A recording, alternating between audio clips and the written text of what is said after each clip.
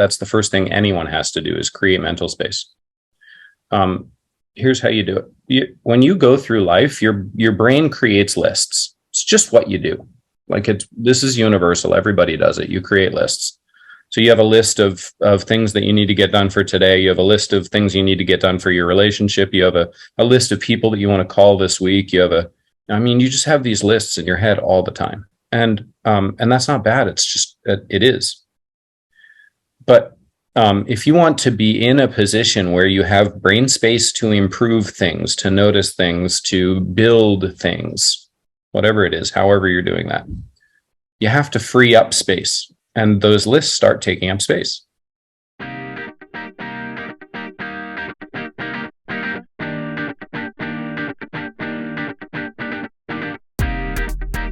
Welcome, everybody, back to another exciting show of the About That Wallet podcast, where we help you build strong financial behaviors by bringing on awesome guests, as we have today with an amazing guest by Lucas Root. So Lucas has been dealing with, I would say, finances for almost 25 years now. Mm-hmm. Yeah. And, dealing with multiple Fortune 500 companies, definitely been around the block, quite a few, dealing with major finances, and actually really his passion is to help businesses and people to be more proactive and be productive in their mindsets and as they grow their businesses. So how are you doing today, Lucas? I am excellent, and I'm delighted to be here with you. Thank you. Awesome. And I do thank you and appreciate you coming on the show, because we do have quite a bit to talk about, which is understanding these productivity, and actually there are some of the toxic productivity. Can you explain a little bit more about that process? Yeah. So I think so many people have talked about how to get into productive mode. So many people have talked about ways that result in being extremely productive. And the average person who hasn't really deeply experienced exactly what that means is taking in this information, and they think it's in context, but it's not. It's actually out of context information. So, for example, people talk about how really powerful being in flow is and how productive being in flow can be. You take an average person who may not understand what flow is and how to get into it, and don't take this the wrong way. If you're the person who's listening and you don't know what flow is, I'm not calling you average. But if you don't understand what flow is, then trying to be in flow and pound out work the way that people do when they're in flow is going to result in toxic productivity.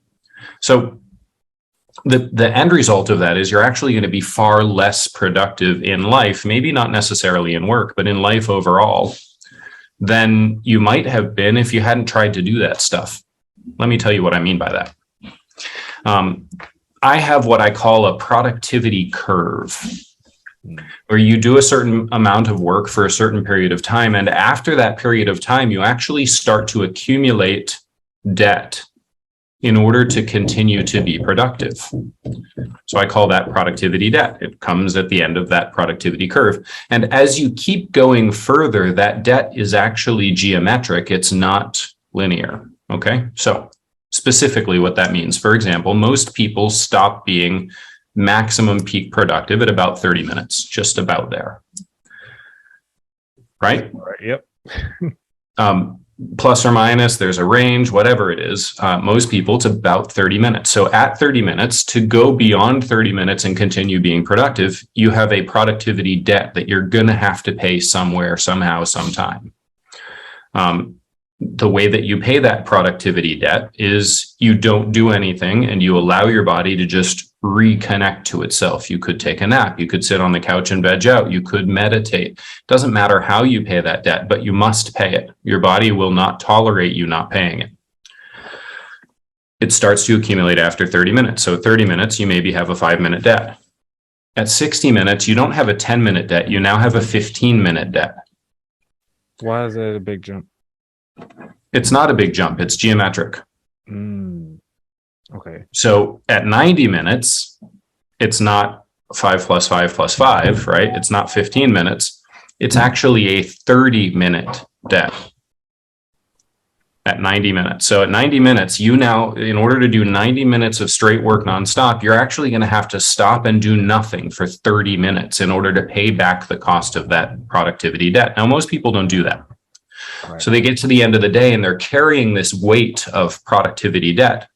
Tell me if this is you. And you sink into the couch exhausted and you sit there and you zone out with the TV on for an hour and a half. Mm. The reason that you're doing that is because of this productivity debt. You're paying back the debt for staying at your desk and staying focused and staying quote unquote productive for 2-hour chunks throughout the course of the day. You get to your couch at the end of the day and you have to pay that debt back, and you just sit there by drooling on yourself. That's how you pay the debt, is you turn on the TV and you drool on yourself. But yeah, so one of the cool things, well, not really the cool things, but one of the things that I noticed that a lot of people actually congratulate those who work hard, congratulate those who pull out those all-nighters, glorify the entrepreneurs who talk about their work ethic and like, oh yeah, I'm always grinding and I'm always doing this, but not really understanding that they providing, I guess you could say, they boasting the wrong energy in a sense. So that's getting back to what you're saying, just kind of just drooling on the couch process. So how do we turn that negativity of even just as a receiver or witnessing such activity, how do we as a society go from that to actually change the language a little bit?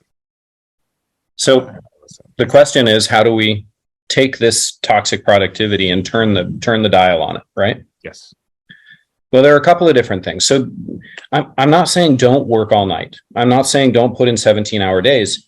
I'm saying that there's a cost for that. And when paying the cost for that is appropriate, then do it. I still do. Even knowing this, I still do this. Was it yesterday or 2 days ago? So Wednesday, I finished my normal day of work at around 4 p.m. and somebody wrote me an email that asked me a question that just got me really passionate, and I was so excited about it. I started answering the email. I was doing some research. I was pulling together this and that. And I ended up actually writing an article worth of information and pulled it all together, and it took me about 3 hours. And it was passion work. And when I was finished, I sat back and I looked at it and I was like, that was great.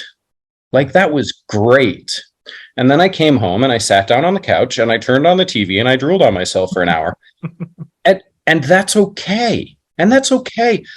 I'm not upset about how that worked out, but I know when I make the choice to sit there and just pound through some work, particularly if it's passion work, if it's really exciting, if it brings that smile to my face while I'm doing it and at the end, and I'm like, that was great. I know that paying the price for that, it was worth it. I'm paying the price and it was worth it. And I know what that price is, and I would do it again. That's not toxic. That's just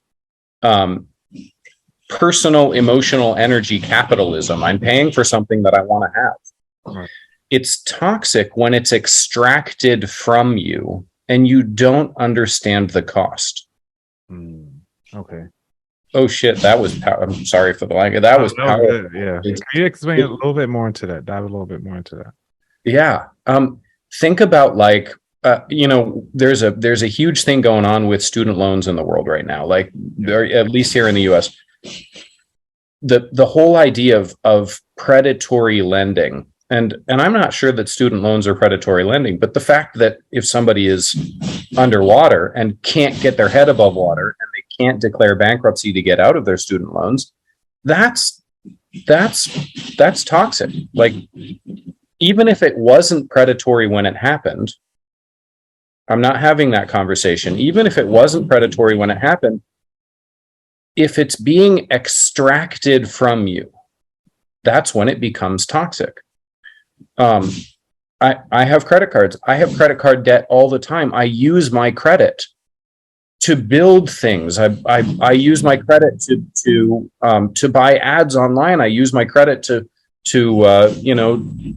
buy things for my office, to build my business, to get attention, to get an editor to help me with my book. Like, I use my credit all the time, and I pay it. And when I pay my credit card, the interest that I'm paying, I'm happy to pay it. They provided me a service. I provided a service back. If I got into a situation where I was in trouble and I kept paying and I kept paying and I kept paying, and they're in a position where they've made more than 100% of their money back, and my loan, right? Because that's what credit cards are. They're just a loan. My loan is still at 100% of the original value. That has stopped being real service for service anymore. That now it's not service for service anymore. Now it's something else. And the same thing is true if you're at work and somebody's standing over you, making sure that you're 100% focused on your work for hour after hour after hour, and there are no breaks and there's no opportunity for you to recover your energy and recover your focus and let your brain rebalance itself, rebalance the neurons, rebalance the chemicals inside. Let the energy of you become centered and grounded again. That's extractive. That's not productive. That's extractive, and it's toxic. And even if you manage to pound out the work, it doesn't matter. The cost is too high. The cost is too high. Man, so understanding that, and this brings up the I just saw a clip of Tony Robbins talking about this, which is the three things that you can teach a child, which is one, understand the patterns. Recognize the patterns. And then once you recognize the patterns, start to understand those patterns. And then once you understand them, then start creating your own patterns. And those three things, and I was thinking about that as you were talking about the productivity side of the house, which is we have to first understand the patterns that we already have inside our lives and how we actually are utilizing those patterns. And are they actually taking away or adding to us? And so now it's like, all right, now how do we create our own patterns? How do we, now that we understand what's happening, what things that feel good, okay, what are the things that feel bad? Now, how do we actually create them? Is there anything new for you that you understand? Well, obviously, you understand yourself now, but what are those habits that you created as you were coming through in your business? Yeah. The first is that you have to create mental space. No matter what, that's the first thing anyone has to do is create mental space. Here's how you do it. When you go through life, your brain creates lists. It's just what you do. Like this is universal. Everybody does it. You create lists. So you have a list of things that you need to get done for today. You have a list of things you need to get done for your relationship. You have a list of people that you want to call this week. You just have these lists in your head all the time. And that's not bad. It's just, it is. But if you want to be in a position where you have brain space to improve things, to notice things, to build things, whatever it is, however you're doing that, you have to free up space. And those lists start taking up space. So the first thing you have to do is write down everything that's in your head. Just write it down. Okay. It doesn't matter what you do with the list after you've written it down, but you have to write it down. So I have found that I don't work well off a pencil and paper list. Okay. So if I write things down in pencil and paper, I'm not actually going to use it. However, and this is funny, it's just an idiosyncrasy of me. Yep. I have found that my brain doesn't really trust me if I write my list electronically. So I have to write it on pencil and paper, and I know I'm never going to use that list that I wrote on pencil and paper. So I write it all down. That satisfies this. Right. And then from that, I have to pick and choose what are the things that I think are important and I need to action them. And I take those and I put them into my computer. because this is where I just know it's an idiosyncrasy of me. I have to write down in pen and paper, but I action from the computer. Gotcha. So it's an extra step. There's nothing I can do about it. There are some cool technologies out there that would do some of that for me. I don't care that much. It's okay. It works for me. I'm going to keep doing it. If this helps your audience, your listeners, this is just, I'm an expert on this stuff. I've been studying it. I have a science, I have a physics degree and an engineering degree. Thinking about recreating processes is literally what I do. And I still have to write it down, pen and paper, and transfer it into my computer. And that's one of the things that got me into budgeting, because when things were down, for me, it goes back to recognizing patterns. Like, hey, I can see the statements come through. All right, I pay them, or I got automatic payments set up. But typically, then you start looking at the statements and like, huh, I was late this time. Why was I late? So then I transferred everything to paper and that's how I operate. Like, I had to have a calendar. I have to write down all my stuff on a calendar. I have to visually see it out. For me, I have to like visually see the map and see it coming forward. And when it comes to computer side of the house, it's where I'm taking action. Like, it has to be the action planned on paper, action on computer. And that's how I operate on my end. So I noticed that you talk about this a lot, and I'm always curious. How in the world did you get linked up with Pokemon? I love my work with Pokemon. The truth is, it was just a happy accident. I mean, nothing is really an accident. I met a director at Pokemon, I don't know, a decade ago at a conference, and got to know him. We became friends. We had, conversations. We did some things together. Conferences would happen. We'd meet up. And we just became friends. And when it was time for me to launch my consulting business, he was one of the people. He wasn't even one of the first people I called. He was just one of the people that I called. I went through hundreds of calls, and he was one of them. And he said, I actually do have a small project. It's important. It'll get you a lot of exposure, but it's not very big. It's not going to pay you very much. Are you interested? And I was like, yeah, hell yeah. Right. So it was just a relationship that I built, not expecting it to ever be anything. And now it is. And now it is.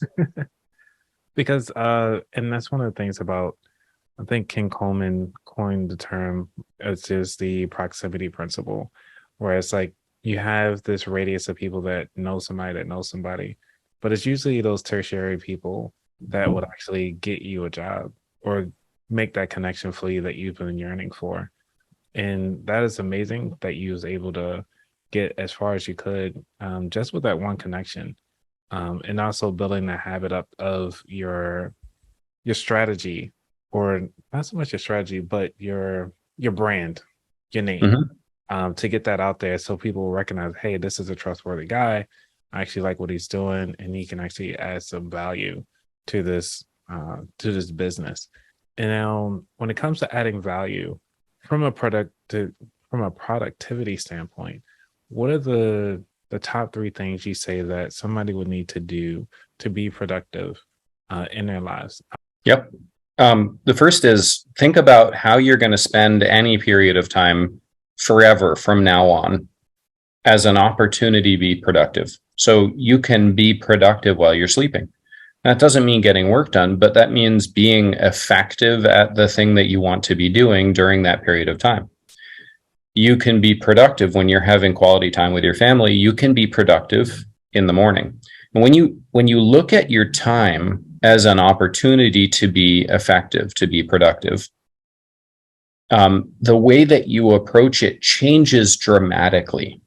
All of a sudden now I'm with my wife, and this could be productive quality time, or I'm just with my wife and we're not being productive. We're just vegging out on the couch.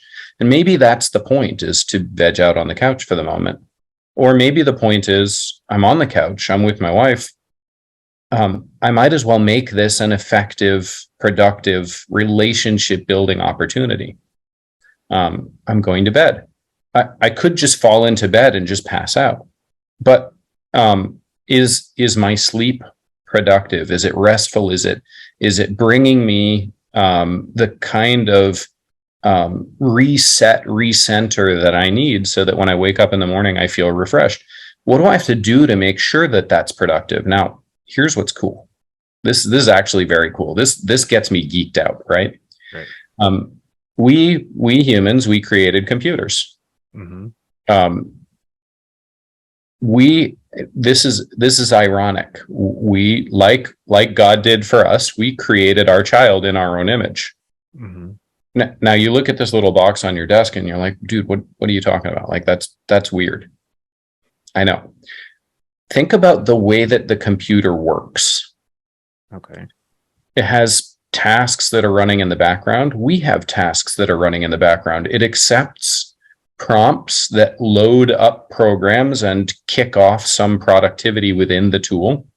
We accept prompts that load up a program and kick off productivity within a moment, right? Now, I don't think that most of us think about the way that we exist in the world that way, but do take a moment, think about that. When you're going from high school to after school, and let's say you're a sports player, you go from school, you go down to the locker room, you put your stuff into the locker room, you get your sports gear out, you put it on, you walk out onto the field, you stretch a little bit, you do a little warm up, and now you're playing. If you think about that period of time between the end of class and when play starts, mm-hmm. that period of time is a prompt that's loading up a program to kick off performance. Okay. I see where you're going at. Now, what if there are elements there that can be reused in other places in our life? The first thing we do is unload the weight that we're carrying, our backpack full of books. I mean, literally in high school, you're carrying the weights. The first thing you do is unload the weight. Right. Write down your lists, unload your weight. The second thing we do is we change states from one version of productivity into another. And part of that, and I do the same thing in my life, part of that is actually changing clothing. You change from school clothes into athletic clothes. Right. So I wear different clothes when I'm working, and I take them off when I'm done working. I take them off. This collared shirt, I work from home. I have a home office. I don't ever have to go into an office. I don't ever have to interact with people. But this, by accident, is a tool that has been programmed into my brain as a productivity uniform. Right. By accident. By accident, I mean somebody required it, so I've been doing it for my career. Now I do it intentionally. It's now me that requires it. It's now me that recognizes wearing this helps my brain understand what I need to be productive at. This doesn't tell my brain it's time to go for a run. This tells my brain it's time to answer emails. It's time to, create client strategies. It's time to interact with the Pokemon company. It's like, this is what this tells my brain. And it's a really powerful tool. So first, unload, write down your list. Second, change states. Part of that is changing clothes. Part of that is changing spaces, right? You went from inside the school to the field. The same is true here. If you set up your productivity space on your kitchen table, your brain's going to get confused. Gotcha. Okay. It's either going to be confused while you're working, thinking it's time to eat and goof around with your family, or it's going to be confused when you're eating and goofing around with your family, thinking it's time to work, or both. Lose, lose, lose. Yeah. Instead, have a very specific space that you go to that's only for working. Now, here's the trick. How many of us pick up our cell phones and do stupid shit during the day? I'm one of them. I do it. Everybody does it. Mm-hmm. When you're going to stop working, you have to get up and move away from your desk. Okay. Change your environment. Change your environment. And it's okay to stop working even for 2 minutes, but get up and move away from your desk for those 2 minutes to do the stuff that you want to do on your cell phone, to answer personal calls, whatever. Get up, move away from your desk, keep the desk sacrosanct, like keep it 100% focused on being productive. It's gonna serve you. I like that. I like that a lot. Yeah, because that's pretty much what I do here on the show. It's like I only wear this shirt. Either if I'm at a conference or something like that, but if I'm here doing the recordings, this is my work attire. Mhm. And when I go to running, I always switch clothes and everything like that, just to get the mindset going. Like some people I heard even sleep in their workout clothes because they know that's what they're gonna do when they first wake up. This is kind of like their routine. So I like that idea that you mentioned. Forgot what show that you said, but you said it was part of your productivity clothing. Uniform. Uniform. There we go. Productivity uniform. Yes. Yeah. I love that idea. So let's go on to this third segment, which is talking about the future. So where do you see yourself in the next 2 years? Speaking on big stages, specifically in front of investor conferences, Mhm. about investing in women. Interesting. Okay. Yeah, That's going to be the next big wave. I can see. that's my big wave. That's my focus. Now, I have to say that everybody that's been on this show, when they talk about their future stuff, they actually were able to complete it within the first 6 months. Oh, After this show been recorded. so you're a magic man. Apparently, I because love it. I'm here first, and it's like this is their first podcast. But then I asked that question, and then they surprised themselves and actually accomplished it within like 3 months, which is interesting. That's amazing. Well, I'm glad I'm here. Yeah, let's go. I got a lot of passion behind this. Like, I want to see. Most people have no idea. Here are a couple of statistics. 2019 was the highest percentage investment in women ever. 2.7% of VC funds went to women-founded businesses. Wow. In 2019, it's gone down from there. Right. It's gonna go back up. Yeah, and that's not okay with me. Right. That's just not okay. We as a society are failing in our partnership because humanity exists in partnership. Yep. Men partnering with men, women partnering with women, men partnering with women. We are failing in our partnership, and that's not okay with me. That's part of it. The other part is, and I'm going to be 100% honest here. I'm a selfish person, and I want more products and services. I want the world to be providing more cool things for me.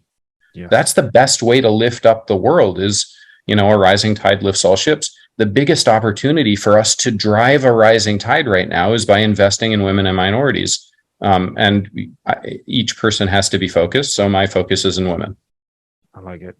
Yeah. So we're gonna make this. I'm gonna make sure that we spread the word on that and try to get some more investment people in there. So we definitely gotta stay in touch because I want to make sure that we help you in your drive and continue to be selfish in this drive and help to lift up more women as well. Yeah. Awesome. Thank you. No problem. So you ready for the final 4 questions? I am ready. Let's do it.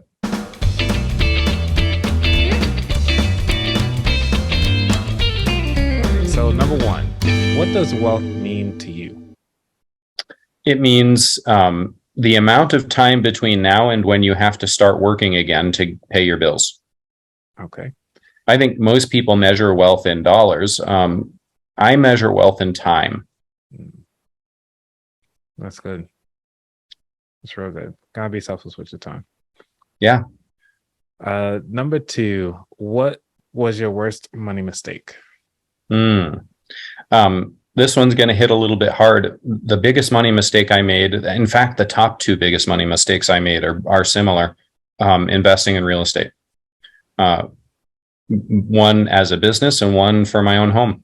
Both turned out to be horrible mistakes. And there's a lot of story behind both of those, but yeah, both turned out to be horrible mistakes. Okay. That'll be You don't hear that a lot from people who are reasonably successful. not when it comes to real estate. You hear about other things, but never real estate. That's interesting. Yeah. Number 3, what is your favorite financial or non-financial book? Favorite is a funny word. The book that I gift the most often is Start with the Why by Simon Sinek. That is a good book. That's the one that I gift the most often. I think that's probably a good version of favorite for this purpose. Nice. All right. And what is your favorite dish to make? Steak. Okay. Among my friends, I'm probably best known for sauces. I'm a wizard in the kitchen making sauces. I make them all sorts of ways. I do all sorts of weird things. It always comes out amazing. So I'm probably best known for that. But my favorite thing to make is a juicy, like really amazing bone-in ribeye steak. Nice. Okay. Yeah. Medium rare or full? Of course, medium rare.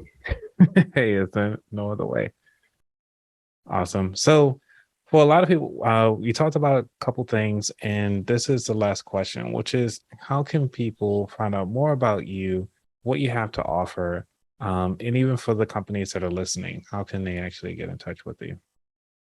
Love it. Thank you. lucasroot.com is my website.